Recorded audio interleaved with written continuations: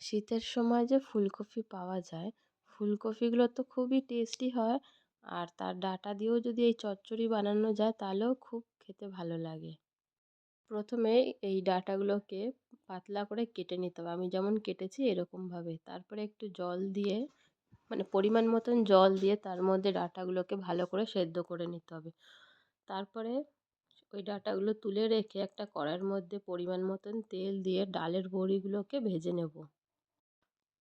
শরীরটা এখনও ভালো হয়নি, তাই ভয়েসটা একটু চেঞ্জ আছে, সবাই একটু মানিয়ে নেবে।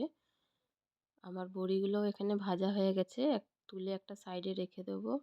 ওই তেলের মধ্যেই কালো জিরে ফোড়ন দিয়ে 4 পিস রসুন থেতো করে দিয়ে দেবো। আর রসুনের যখনই সেন্টটা আসবে ততক্ষণ একটু ভাজা করে নেব। এখানে রসুনটার সেন্টটা বেরিয়ে গেছে, আমি এবার দিয়ে দেবো ডাঁটাগুলোকে যে সেদ্ধ করে রেখেছিলাম, সেই ডাঁটাটা দিয়ে ভালো করে একটু মিশিয়ে নেব। তারপরে দেব ফুলকপি, কুমড়ো, বেগুন, আলু, তারপরে সিম আর ঝিঙা দিয়েছি। আর আপনাদের যে কোনো সবজি যদি পছন্দ হয় সেটাও আপনারা ইউজ করতে পারেন। আমাদের এগুলো দিয়েই করে। তো এগুলো ভালো মতন একটু নাড়তে লাগবে, 5 মিনিট টাইম লাগবে। আর গ্যাসটা স্লো রাখতে হবে, নাহলে নিচে লেগে যাবে। 5 মিনিট ধরে নাড়ছি। নাড়া হয়ে যাওয়ার পরে এখানে দিয়ে দেবো কয়েকটা কাঁচা লঙ্কা। আপনারা আপনাদের ঝাল যেমন পছন্দ সেই অনুযায়ী আপনারা কাঁচা লঙ্কা ইউজ করবেন। এখানে কোনো কাশ্মীরি লঙ্কার গুঁড়ো লাগবে না, কাঁচা লঙ্কাতেই হয়ে যাবে। তো ভালো মতো নাড়া হয়ে যাবে, তারপরে দিয়ে দেবো হচ্ছে পরিমাণ মতো নুন আর হলুদ। ওটাও দিয়ে ভালো করে একটু মিশিয়ে নিতে হবে। এই রান্নাটা আমি বিয়ের আগে কখনো খাইনি।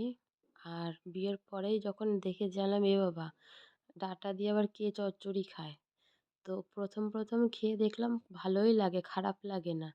তারপরে একদিন আমার মা এসেছিল, আমার মাকেও করে খাওয়ানো হয়েছিল। আমার মাও বলছে খুব ভালো লাগে তো খেতে। তো আমার মা খেয়েছে কিন্তু বাড়িতে বানায় না কখনো। তো আমার খুব ভালো লাগে। আমি তো শীত আসলেই এই রেসিপিটা করি। তো আপনারা কে কে এইভাবে রান্না করেন অবশ্যই জানাবেন। আর নাড়া হয়ে যাওয়ার পরে পরিমাণ মতন জল দিয়ে ঢাকা দিয়ে রেখেছিলাম 5 মিনিটের জন্য। 5 মিনিট পরে ঢাকনাটা তুলে দেখেছি যে সবজিগুলো সব সেদ্ধ হয়েছে নাকি, তো সবই সেদ্ধ হয়ে গেছে। এবার একটু নেড়ে চেড়ে নেব।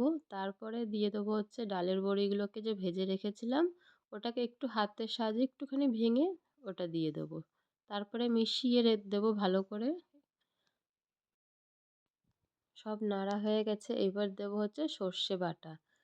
আমি 5 মিনিট আগে সর্ষেটা ভিজিয়ে রেখেছিলাম, তারপরে বেটে ওটা রেখে দিয়েছিলাম। সেই সর্ষে বাটাটা এখানে দিয়ে দেবো। আপনারা চাইলে সর্ষে পাউডারও ইউজ করতে পারেন, তবে বাটাটা দিলে কি টেস্টটা একটু চেঞ্জ হয়। তো দিয়ে সব কিছু মিশিয়ে নিয়েছি। তারপরে দেবো ধনেপাতা কুচি। আর এখানে আমার রান্নাটা শেষ। আর রান্নাটা কেমন লাগলো অবশ্যই জানাবেন। আর এটা রুটি দিয়ে বা গরম ভাত দিয়ে খেতে খুব ভালো লাগে। আজকের মতন সবাইকে টাটা।